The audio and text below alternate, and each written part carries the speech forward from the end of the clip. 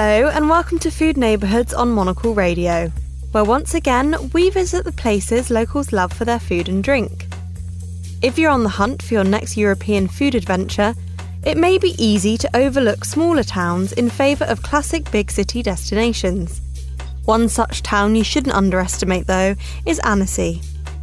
With close connections to Switzerland and Italy, this walkable town in the southeast of France packs an abundance of smart shops and restaurants into a delightfully small package. Here, Monocle's Gunnar Gronlid takes us on a tour.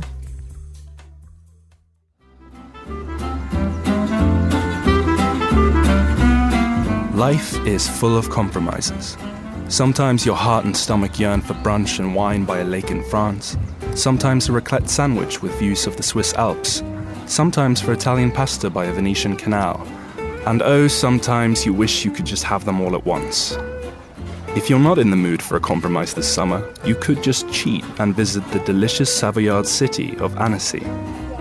Nestled in the Auvergne-Rhône-Alpes region of southeastern France, Annecy is just a short half-hour drive from Geneva in Switzerland and a 2-hour drive from the border of Italy at the base of Mont Blanc.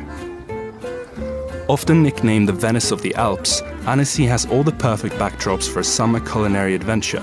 A warm sapphire lake, alpine mountain views, a chateau on the hill, and historic architecture in its canal-sliced old town. In recent times, Annecy has become a popular option for ex-Parisians seeking a calmer life. This, combined with its status as a Geneva commuter town to take advantage of high Swiss salaries, has made Annecy a rare thriving economy of smart shops, cafes and restaurants that offer some of the best of its neighbouring cultures and cuisines. So, join me for a little tour, and before we begin, please do excuse my French. The second you've stepped out of Annecy's train station, you are a mere stone's throw from its historic old town. So close that you might be tempted to stroll straight in and find a spot for coffee and breakfast before you've even dropped off your luggage. Head towards the Latour Canal and have a seat at Le Bagneux Café for a creamy cappuccino with classic options of croissants, baguettes and croque-monsieur. The well-travelled owners of this establishment are the perfect pair to impart you with some local knowledge.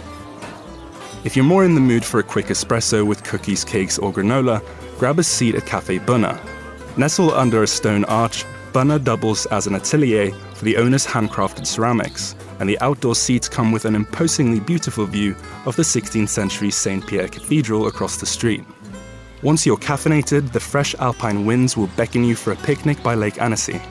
Stop by at Boulangerie Artiste or the equally enticing Pain and Gâteau for a selection of freshly baked artisan breads. If you're in town on a Tuesday, Friday or Sunday morning, then let your senses be dazzled as you pass through Annecy's Old Town Market.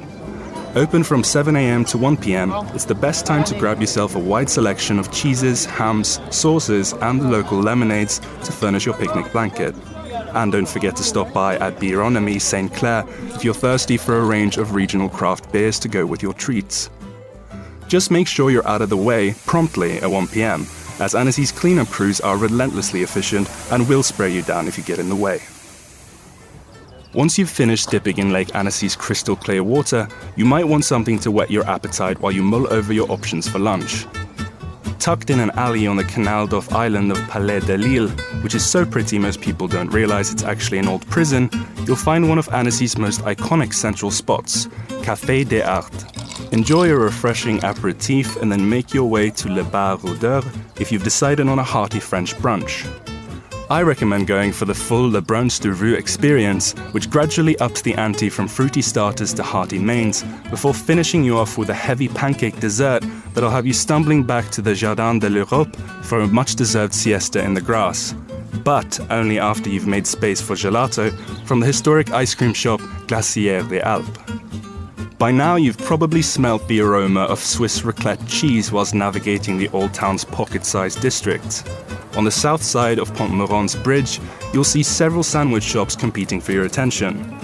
The two strongest competitors for a raclette sandwich are Les Caprices d'Émile and La Fermette. Get in line and take in the satisfying experience of watching the big wheel of raclette cheese get freshly melted before your eyes, before being scraped onto a crusty baguette and topped with Swiss ham. As evening rolls in, you can get some pasta along the canal at Plain Sud or pizza at Pizzeria La Voglia, or go for a more regional experience at La Cabane, with its cabin-inspired decor and dedication to expertly crafted savoyard dishes with only the best of local ingredients. This one's got plenty of vegan and vegetarian options too. For seafood and a classic European diner-like interior, head to Brasserie des Européens. Get yourself a seat on the terrace for views of Annecy's historic town hall, St. Maurice Church and St. François des Salles Church, whilst you crack into a plateau of fresh shrimp, crabs, mussels and a bottle of white.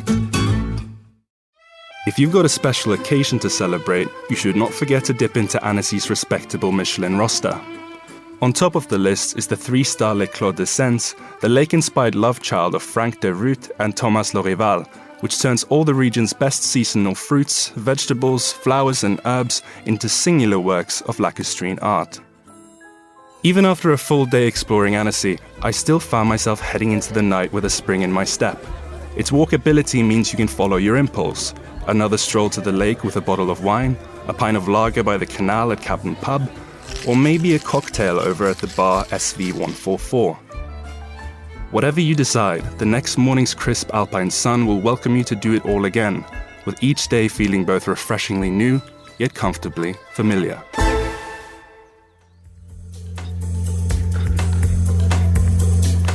Food Neighbourhoods is a Monocle production from the team behind the menu.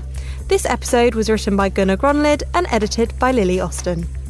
For more food and drink stories, tune into the menu on Monocle Radio every Friday at 2000 London time. I'm Monica Lillis, thanks for listening.